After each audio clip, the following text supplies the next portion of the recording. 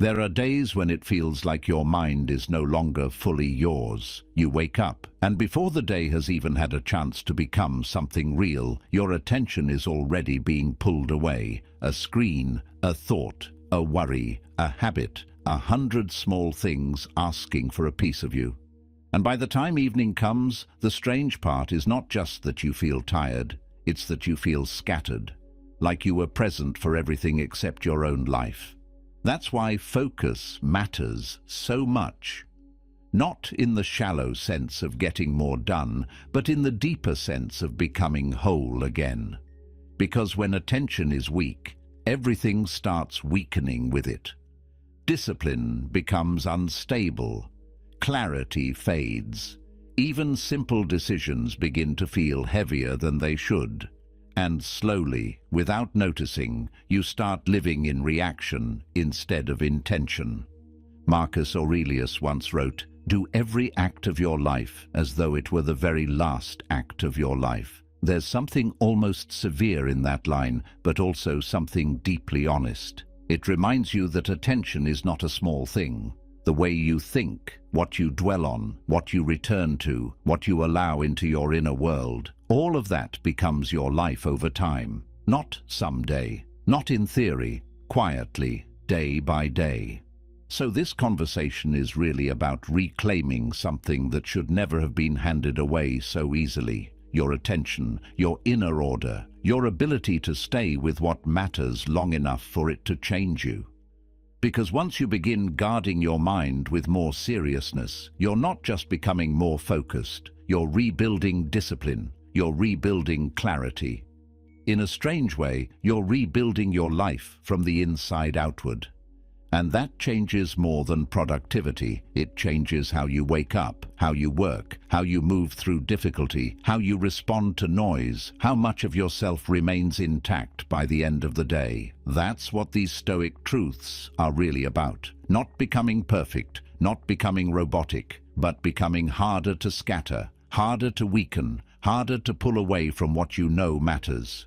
So let's start there with the first truth, because everything else rests on it. The first truth is this: guard your mind like a fortress, not in a fearful way. Not like you need to shut the world out completely. More like you finally understand that your attention is valuable and that not everything deserves access to it. Because once your mind is open to everything, it becomes harder to belong to yourself. A notification interrupts a clear thought. A few minutes of scrolling quietly steal the best part of your focus. One small distraction turns into another, and by the time you notice it, your energy is already scattered. Marcus Aurelius wrote, "You have been wandering. Now you must stop."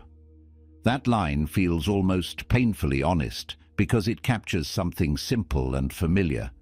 The mind wanders, it drifts, it gets pulled away. And discipline begins in that exact moment when you notice it and choose to come back.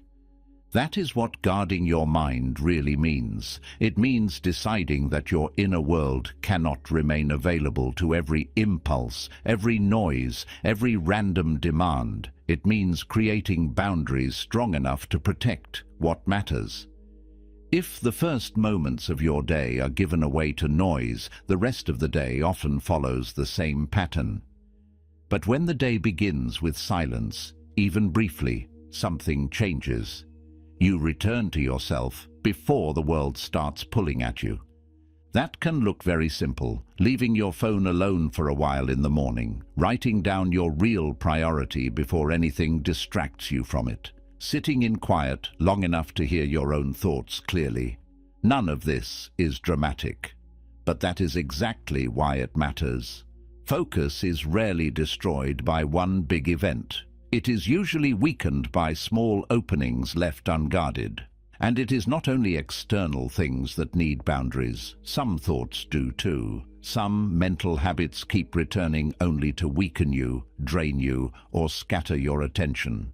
If a thought leaves you smaller every time it returns, it does not deserve a permanent place in your mind. It needs to be questioned, not fed. So this first step is simple, but it is not small. Treat your mind like something worth protecting. Protect the morning, protect your priorities, protect the quiet space where clear thought becomes possible. Because once your attention stops leaking into everything around you, discipline begins to return. And when discipline returns, life starts to feel like it belongs to you again. The second truth is this: cut away what weakens you.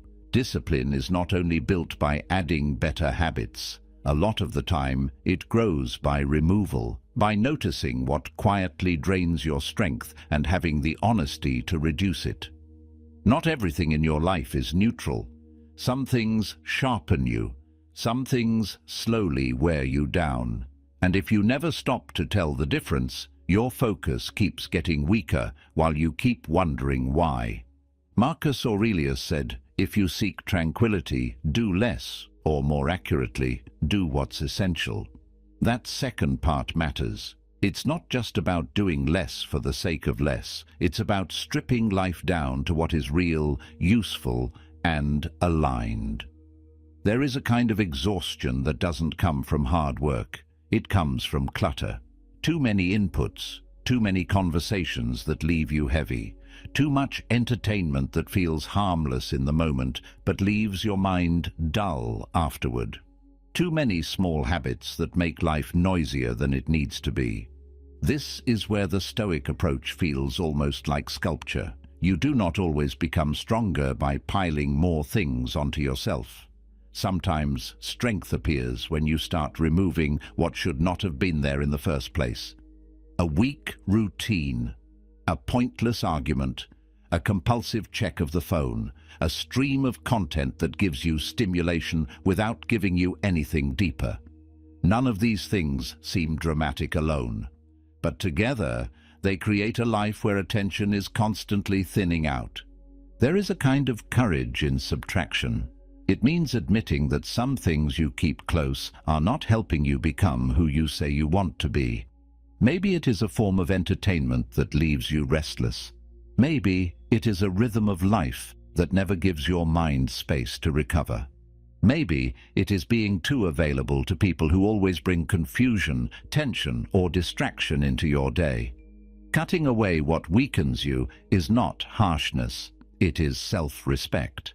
You can see this in the lives of people who became formidable by simplifying. Steve Jobs is an obvious example in one sense, but a deeper one might be someone like Agnes Martin, the painter. Her work became powerful not through excess, but through reduction, through clarity, through removing what was unnecessary until only what mattered remained. That same principle applies inwardly. Focus grows when noise is reduced. Discipline grows when what weakens you is no longer constantly fed. So this second step asks for honesty. Look at what leaves you mentally weaker after contact with it. Look at what steals energy without giving anything back. Look at what feels normal only because it has been repeated for too long. Then start cutting, not all at once, just deliberately. Because once what weakens you begins to fall away, something else becomes easier. Your mind has less to carry. Your attention stops being pulled in 10 directions. And the strength you are trying to build suddenly has room to appear. The third truth is this: master the power of single tasking. Your mind was not built to go deeply into 5 things at once. It can switch quickly, yes, but switching is not the same as focusing. Every time attention jumps, something is lost. A little energy, a little depth, a little clarity. And after enough of that, even simple work begins to feel strangely heavy. Seneca said, "To be everywhere is to be nowhere." That line feels even sharper now than it probably did in his time, because the temptation to be everywhere is constant. One tab open becomes 6. One task turns into 3 half-finished things. You begin a piece of work, then answer a message, then check something small, then return to the original task already thinner than before. The body is still sitting there, but the mind has already been split into fragments. Single tasking is not just a productivity method, it is a kind of respect. It means giving one thing the full weight of your presence. It means deciding that this moment will not be shared with everything else trying to enter it. And there is something powerful that happens when you do that. Your energy gathers, the work becomes cleaner, time feels different. Even the mind itself becomes quieter because it is no longer trying to hold too many unfinished loops at once. You can feel the difference almost immediately. When you give one task your full attention, resistance often drops. Not because the task becomes easy, but because confusion fades. Scattered attention creates a special kind of fatigue. It makes you feel busy without feeling grounded, but depth has its own momentum. Once you stay with one thing long enough, the mind starts settling into it. What looked difficult at first often becomes more natural simply because you stopped interrupting yourself. This is one reason great work so often comes from people who protect long stretches of undivided attention. Toni Morrison wrote before dawn. Carl Jung built spaces of solitude around his thinking. Their genius did not come only from intelligence. It also came from guarding the conditions that allowed depth to happen. Real concentration has always required some refusal, a refusal to keep scattering yourself. So this truth is simple, but it asks a lot. Do one thing. Stay there. Let the mind go fully into it. Finish the paragraph before opening the message. Have the conversation without checking the screen. Sit with the work long enough for your deeper attention to arrive. Because once you stop teaching your mind to divide itself all day, it begins remembering what it feels like to be whole. And from that wholeness, stronger work becomes possible. The fourth truth is this: discipline your environment. It helps to be honest about something simple. Willpower is real, but it is not meant to fight every battle alone. If your surroundings constantly invite distraction, weaken your attention, and pull you toward the easiest version of yourself, then even strong intentions start losing energy. This is why discipline is never only internal, it is also physical. It is built into the shape of your day, the arrangement of your room, the distance between you and your distractions, the way your space either supports your better mind or quietly works against it. A chaotic environment does something subtle to the inner world. It fills the edges of attention with unfinished signals, a cluttered desk, a phone always within reach, too many open tabs, too many things half-started. Too many reminders of noise rather than purpose. None of this seems dramatic by itself, but together it creates a mental atmosphere that keeps you slightly scattered. And when the mind is already slightly scattered, focus becomes harder before the real work has even begun. The Stoics understood that environment shapes character more than people like to admit. Epictetus, in the line often attributed through later summaries of his teaching, reminds us to keep company with what calls forth our best. That principle goes beyond people. It applies to space, objects, rhythms, and routines. What surrounds you is always teaching you something. It is either training you toward order or pulling you toward drift.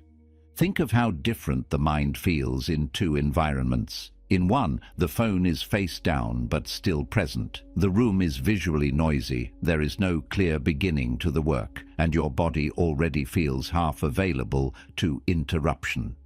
In the other, the space is simple, the task is visible, unnecessary things have been removed, and there is a quiet sense that this place has one purpose. The difference is not imaginary. The mind responds to structure.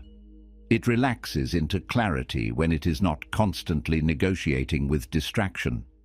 This is one reason so many serious thinkers protected their physical surroundings with unusual care. Maya Angelou used rented hotel rooms to write, not because she needed luxury, but because she needed distance from the noise of ordinary life. There is something wise in that. She understood that environment is not decoration, it is part of the work. A room can either hold your attention in place or leak it away. And this does not require some perfect studio or ideal lifestyle. It starts smaller than that. Clearing your desk before you begin, keeping the phone in another room when the work matters, removing the easy pathways to distraction before your weaker moments arrive, leaving visual reminders of your purpose where your eyes naturally fall. Maybe a notebook open to the right page, maybe a single sentence that brings you back. Maybe the simple ritual of beginning at the same place at the same time until the environment itself starts telling the mind, we are here to focus now. There is also a deeper layer to this. Environment includes people. Some people leave you clearer, others leave you noisier. Some conversations lift your standards, others lower your state without you noticing until afterward. This is not about arrogance or withdrawal. It is about honesty. If certain company always pulls you away from your center, your discipline will keep paying the price for contact your soul does not fully agree to. So this fourth truth is less glamorous than it sounds, but deeply practical. Don't ask your attention to survive in places that constantly betray it. Build spaces that make the better version of you easier to access. Because once the environment stops working against your mind, discipline becomes less of a daily rescue mission. It starts becoming more natural, more stable, more available. And sometimes that is the difference between a life spent trying to focus and a life actually shaped by it. The fifth truth is this: train your attention with stillness.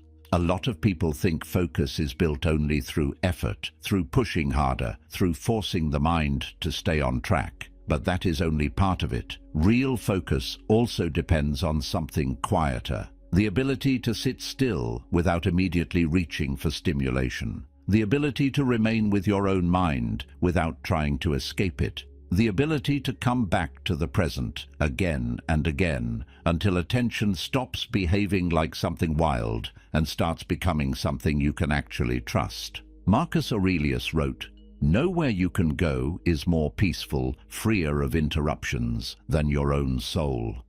That line feels almost strange now, because for many people, the inner world is the very place they least want to stay. Silence feels uncomfortable. Stillness feels unproductive.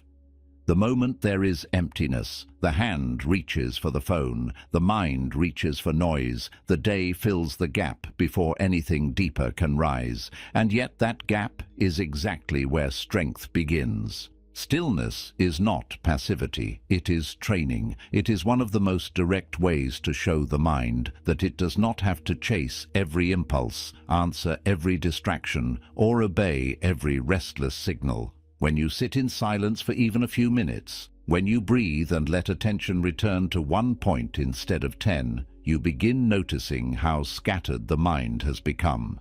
Not as a failure, just as a fact. And once that becomes visible, the work can begin.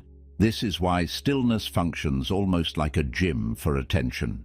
Each time the mind wanders and you bring it back, something is being strengthened. Each time you resist the urge to fill the silence instantly, something is being reclaimed. You're teaching the mind that it can stay, that it does not need constant novelty to remain alive. That peace is not emptiness, it is a form of order. There is a reason nearly every serious tradition discovered this in one form or another. Zen monks sat in stillness, not because nothing was happening, but because everything important was happening there. The Stoics returned to inner retreat for the same reason. They understood that if a person cannot sit quietly with themselves, then the world will always have an easy way of controlling their attention. A mind that fears stillness becomes dependent on stimulation. And a dependent mind is not a disciplined one. You can see this in ordinary life very clearly. If your attention has been trained only by noise, then simple tasks start feeling strangely difficult. Reading becomes harder. Reflection feels heavy. A few minutes of quiet work feel unbearable. Not because the task itself is so hard, but because the mind has lost tolerance for steadiness. It wants movement, interruption, novelty, little bursts of stimulation. Stillness reverses that training. Slowly, gently, but powerfully. Someone like Thich Nhat Hanh understood this deeply. His whole way of living pointed back to the idea that attention must be brought home through presence, breath, and deliberate slowness. He did not treat peace as some abstract ideal. He treated it as a practice of returning to the breath, returning to the body, returning to the step you are taking, the tea you are drinking, the moment you are actually in. That kind of presence is not separate from discipline. It is one of its roots. So this fifth truth asks for something very simple, but not always easy. Make room for stillness on purpose. Sit without stimulation for a few minutes. Breathe slowly enough for the nervous system to follow. Let the mind wander, then bring it back without violence. Walk without filling every step with content. Start learning what it feels like to exist without instantly consuming something. Because once attention is trained this way, focus stops being only a battle against distraction. It becomes a returning to yourself, a returning to the present, a returning to that quieter center beneath the noise, where clarity has been waiting much longer than you thought. And from there, discipline begins feeling less forced because the mind is no longer always running away from itself. The sixth truth is this: turn obstacles into focus fuel. It's easy to stay focused when things are smooth. When the work is clear, the mood is good, the body feels strong, and nothing is pushing back too hard. But that kind of focus is fragile. It depends too much on conditions behaving well. The deeper kind of focus, the one that actually rebuilds discipline, begins when something resists you and you choose not to scatter. Marcus Aurelius wrote, "The impediment to action advances action. What stands in the way becomes the way." That line is powerful because it completely changes the role of difficulty. Instead of seeing frustration, delay, pain, or interruption as proof that you are off track, you begin to see them as part of the track itself. Not pleasant, not convenient, but useful. Something you can work with instead of something that instantly breaks your concentration. A lot of the time, the real damage is not caused by the obstacle. It is caused by what happens in the mind after the obstacle appears. You sit down to work and feel resistance, so your attention starts looking for escape. Something doesn't go as planned, and your energy turns into irritation instead of effort. A setback happens, and instead of tightening your focus, you lose shape completely. That is the moment this truth matters. Because an obstacle can either become a leak in your attention or a place where attention becomes stronger. The Stoics were so valuable here because they did not build their philosophy around ideal circumstances. They built it around friction, around reality as it is, around the fact that life will interrupt, oppose, delay, and wound. So the question was never, how do I avoid all difficulty? It was, how do I meet difficulty in a way that leaves me more disciplined rather than less? You can see this in the lives of people who learned how to convert pain into direction. Helen Keller is one of the clearest examples. What could have easily become a life defined only by limitation became something else because she learned through immense effort and guidance how to transform difficulty into force. Not because suffering automatically produces greatness. It does not. But because she did not let the obstacle remain only an obstacle.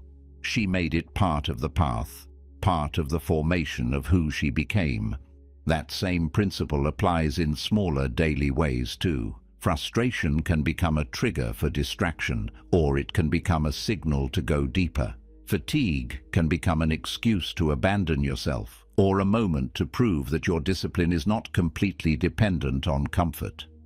A difficult conversation can either ruin your whole day internally or sharpen your understanding of what still controls you.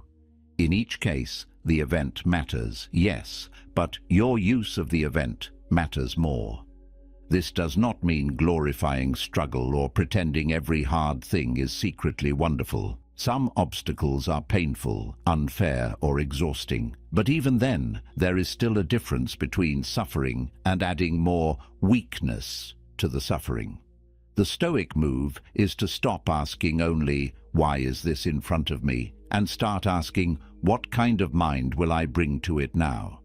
That question is where power begins returning. One practical way to live this is to catch the moment when your mind starts turning the obstacle into a story. This always happens fast. A delay becomes, "Now the day is ruined."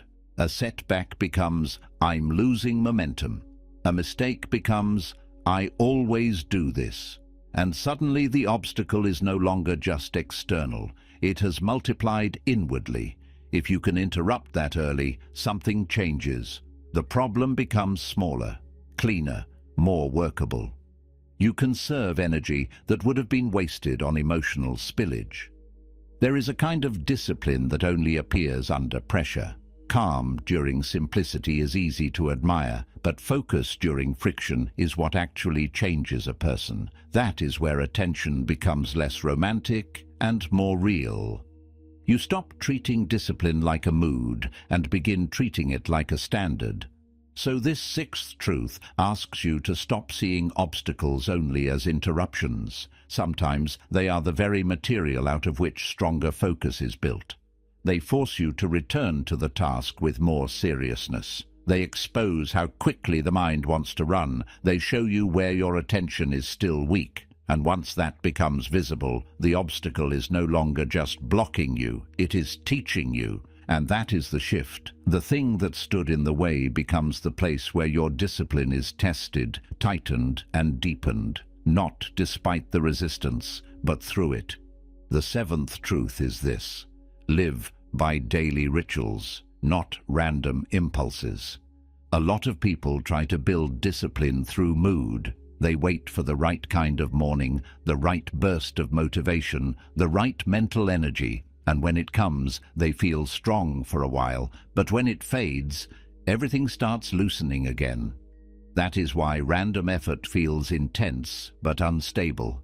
It has no structure to return to. It depends too much on how the moment feels. The Stoics were far less romantic than that. They understood that a strong life is not built on occasional intensity. It is built on rhythm, on repeated acts that shape the day before distraction has a chance to do it first. Epictetus said, "First say to yourself what you would be, then do what you have to do." There is something very grounded in that. It doesn't ask for inspiration. It asks for form, for order, for a way of living that keeps pulling you back toward your chosen self. That is what rituals do. They reduce the number of inner arguments. They spare you from having to reinvent your standards every morning. Instead of asking, "Will I focus today?" the ritual answers for you. Instead of waiting to feel clear, the ritual creates the conditions where clarity can happen. And over time, this matters more than people think. Because the mind gets tired not only from hard work, but from constant decision-making. Too many little choices, too many small negotiations. Rituals take some of that noise away. You can see this in the lives of people whose work required depth over long periods. Toni Morrison protected the early morning. Beethoven walked daily with almost ceremonial consistency. Twyla Tharp, in her own way, made creativity less mystical by giving it structure. These rituals weren't magical. That's exactly why they worked. They turned something fragile into something repeatable. And daily ritual does not have to mean some elaborate routine that takes 2 hours and belongs more on paper than in real life. It can be much simpler than that. Wake up and begin without touching the phone. Sit in silence for a few minutes before the day enters. Write down the one thing that matters most. Protect a specific block of time as sacred work time. Pause in the afternoon and ask where your attention has wandered. End the day by reviewing how you lived instead of collapsing into unconscious escape. Small things, yes, but small things repeated become atmosphere, and atmosphere becomes identity. This is where discipline starts feeling less like force and more like return. A ritual gives you a path back when you begin drifting. You don't have to solve yourself again each time. You just come back to the form, come back to the page, come back to the breath, come back to the hour you promised to protect. In that sense, rituals are not rigid, they are merciful. They keep you from depending on your weakest moments to make your strongest decisions. There is also something deeply stabilizing about ending the day with review. The Stoics cared about this a great deal. Seneca would examine his day, not with self-hatred, but with seriousness. Where had he been carried away? Where had he remained steady? What could be corrected tomorrow? That kind of evening ritual quietly rebuilds character because it refuses to let the day pass unexamined. It turns experience into instruction. So this seventh truth is really about choosing rhythm over randomness. It is about giving your mind dependable structures to live inside, so that your life is not constantly being shaped by impulse. Because once your days are held together by deliberate rituals, attention stops feeling so fragile. Discipline has somewhere to live, and the person you are trying to become stops being just an intention in your head and starts becoming visible in the way your days are actually arranged. The eighth truth is this: control your inner dialogue. Not all distraction comes from the outside. Some of it lives much closer than that. It lives in the way you speak to yourself when something goes wrong, in the tone you use with yourself when you're tired, behind, embarrassed, discouraged, or uncertain. It lives in the repetition of old phrases that have been running through your mind so long they no longer sound like thoughts. They sound like facts. That's what makes inner dialogue so powerful. It doesn't only describe your experience, it shapes it. A difficult day becomes proof that you're failing. One mistake becomes evidence that you always fall apart. A setback becomes an identity. And once that voice gains enough authority, focus weakens from the inside, because it is hard to stay disciplined when the mind itself keeps turning effort into discouragement. Epictetus understood this better than most. He kept reminding his students that what disturbs us is not only what happens, but how we interpret what happens. That means your inner voice is never neutral. It is always assigning meaning.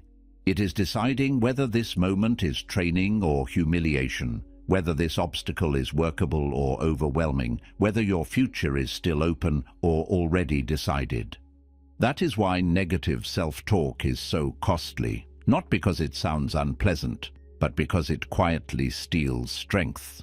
If the voice in your head keeps saying, "I'm behind, I always lose focus, I'm not built for this," what chance does your attention really have? The work has become heavier before you even begin it. Your energy has already been pulled into defense. And what makes this harder is that the inner voice often sounds familiar enough to be trusted. It may even sound honest, but honesty and cruelty are not the same thing. A mind can tell the truth without tearing itself apart. It can say, "I lost discipline here," without saying, "I am hopeless." It can say, "This is hard for me right now," without saying, "I am weak." That difference matters more than it seems. One form of speech keeps your dignity intact. The other erodes it sentence by sentence. You can see this in the lives of people who endured real difficulty without allowing the inner voice to become an enemy. Viktor Frankl is a strong example. In conditions designed to strip meaning from life itself, he kept returning to one decisive freedom, the freedom to choose one's attitude. That choice was not abstract. It lived in inner language, in the refusal to let despair become the only interpretation available, in the refusal to let suffering speak the final word about what kind of person he still was. This doesn't mean talking to yourself in fake positivity. It means training your mind to become steadier, cleaner, more exact. Instead of saying, "I can't handle this," maybe the truer sentence is, "This is difficult." But difficulty is not the same as impossibility. Instead of saying, "I ruined everything," maybe it is, "I lost my footing here and I need to return." The point is not to sound inspiring. The point is to sound usable. To make your inner speech something your better self can actually stand on. Journaling can help here, not because writing solves everything, but because it slows the mind enough to let you hear what it is really saying. A lot of destructive inner language survives only because it stays vague and fast. Once it is written down, it becomes easier to challenge, easier to see, easier to replace with something stronger and more truthful. So this eighth truth is deeply practical. Listen to the way you speak to yourself. Notice what gets repeated. Notice which thoughts leave you clearer and which ones leave you diminished. And then begin shaping that voice with care. Because if the world is already noisy, the last thing you need is an inner life that keeps scattering you too. Once your inner dialogue becomes steadier, your focus changes with it. You recover faster. You stop collapsing over every small failure. You stay with the work longer, and gradually something begins to return. Trust in yourself. Not because everything is easy, but because the voice within you is no longer constantly working against you. The ninth truth is this: strengthen focus through the body. It's easy to talk about focus as if it belongs only to the mind, as if attention were some purely mental thing floating above the body. But you already know from experience that this isn't true. A tired body changes the quality of thought. A restless body makes concentration thinner. Poor sleep makes everything feel heavier. Hunger, overstimulation, exhaustion, shallow breathing, too much sitting, all of it touches the mind more than people like to admit. Seneca said, "We should treat the body rigorously, that it may not be disobedient to the mind." There's something sharp in that line, but also balanced. He did not mean worship the body. He meant do not let it become a source of disorder, because when the body is neglected, the mind keeps paying for it. Focus becomes harder to access, not because you lack discipline in some grand moral sense, but because the physical foundation under your attention has become unstable. You can feel this on ordinary days. When you sleep badly, small distractions feel louder. When you have not moved your body, your mind often becomes dull or agitated in a strange, low-grade way. When you eat in a way that leaves you heavy, your attention becomes less precise. Even your breathing changes the texture of your mind. Short, shallow breathing tends to invite fragmentation. Slower, deeper breathing often brings a little more order back. None of this is dramatic, but it matters. This is why Stoic discipline was never only abstract. It always had a physical side. Musonius Rufus believed that training the body helped train the will, not because the body was the ultimate thing, but because it offered a concrete field in which self-command could be practiced. Endurance, simplicity, moderate appetite, movement, these were not separate from philosophy. They were part of it. They taught the mind not to panic before discomfort and not to become dependent on ease. There's a reason so many serious thinkers had strong physical habits. Haruki Murakami runs. Nietzsche walked for hours. Gandhi treated bodily discipline as inseparable from moral discipline. Different lives, different philosophies, but a shared understanding. The body affects the inner life in ways that cannot be ignored. They understood that physical care is not vanity when it is done in service of clarity. It becomes a form of respect toward the mind itself. And this truth becomes more obvious the older you get. You begin realizing that attention is not just protected by better ideas, it is protected by better rhythms, sleep that is taken seriously, food that supports steadiness rather than constant spikes and crashes, movement that clears stagnation, breath that interrupts emotional drift, a body that is not always in some low-level state of rebellion against the life you are asking the mind to live. That doesn't mean perfection, it means honesty. If your body is constantly depleted, overstimulated, under-rested and overfed with noise, then asking for deep focus on top of that becomes much harder than it needs to be. Not impossible, just harder. And some of what you call lack of discipline may actually be accumulated physical disorder. So this ninth truth is not about turning life into a rigid performance of health. It is simpler than that.